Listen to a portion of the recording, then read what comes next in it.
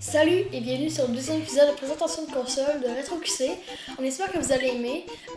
Moi c'est Charles. Moi c'est William. Et on va vous présenter deux consoles qui ont marqué leur époque. Ils ont fait beaucoup de ventes. On va pas les dire tout de suite, mais on va vous les dire dans un instant. Ici j'ai l'Atari 2600. Ça a été conçu par la compagnie Atari. C'est une compagnie américaine. Et elle va bientôt relancer leurs produits. La console est assez vieille, elle a été faite en 79. Puis elle est un peu maganée. Bon, je vais vous présenter ma console. Moi, c'est la Wii. C'est une console qui a marqué toutes nos vies, tout le monde l'a vu quasiment, là, genre. J'ai aussi un truc avec, ça s'appelle Wii to HDMI. C'est un convertisseur HDMI, parce que c'est en RCA d'habitude. Puis ça se met en 720p, je vous le conseille, je vais vous mettre le lien Amazon dans la description. Puis la Wii, mais elle a un truc spécial, elle est compatible avec la GameCube. Il y a les memory card slots ici. Ça c'est 16 blocs, je sais pas. Ça se rentre ici. Ça vient avec la GameCube, mais sur la Wii on peut en mettre dedans pour justement jouer avec les jeux GameCube. C'est une très bonne idée qu'en fait Nintendo, sérieusement là. Puis je savais pas il y a quelques années, puis j'ai découvert. Maintenant, on va passer au jeu. Ici, le premier jeu que j'ai, c'est Pac-Man. Ça a sorti en 1981. Elle est faite pour l'Atari 2600. À l'origine, le jeu Pac-Man s'appelait Pokémon à cause que c'était des espèces de petites plaques qui mangeaient. Mais maintenant, c'est rendu des points. Puis c'est pour ça qu'ils l'ont changé. Ici, j'ai le jeu Galaxian. C'est comme Galaga, sauf que c'est copié-collé. C'est un jeu que quasiment tout le monde connaît parce qu'il a été très populaire durant ces années-là. Il y a d'autres versions qui sont sorties, mais ça reste une version originale. Dans le jeu Galaxian, le but c'est de détruire les petits vaisseaux, puis qu'il n'y en ait plus, puis après ça tu passes au prochain niveau, puis le but c'est de terminer le jeu. Ici, j'ai le jeu mythique de la NES, mais on va pas parler de celui-là, on va parler de celui-là de l'Atari 2600. C'est Donkey Kong, développé par Coleco, avec les personnages de Nintendo. Le jeu, c'est que tu incarnes Mario et Pauline, la fille que tu dois sauver, se fait enlever par Donkey Kong. Et le but, c'est de monter les poutres de métal et d'éviter les barils. Il faut que tu les esquives.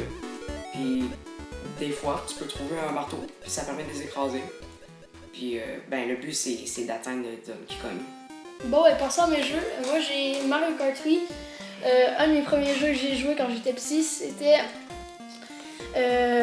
Mario 64, mais celui-là, c'est un de mes premiers, c'est Mario Kart Wii. C'est le jeu que j'ai commencé à jouer sur les jeux de mon père pour conduire, parce qu'avant, je savais pas. Mais il faut tout commencer dans notre vie. Mais c'est un jeu qui m'a vraiment marqué. Je vous le conseille. Ça a été fait en 2008. Je l'ai eu en 2009, moi. C'est un jeu qui, sérieusement, là, il coûte vraiment pas cher. Il est arrivé avec cette Wii-là. Parce qu'il y a des fois, il y a des sortes de packs avec les consoles. Ils mettent des jeux en exclusivité avec. Puis celui-là, je l'ai eu. Puis c'est un jeu qui m'a marqué. J'y joue encore. Puis j'ai passé le jeu, ça fait très longtemps.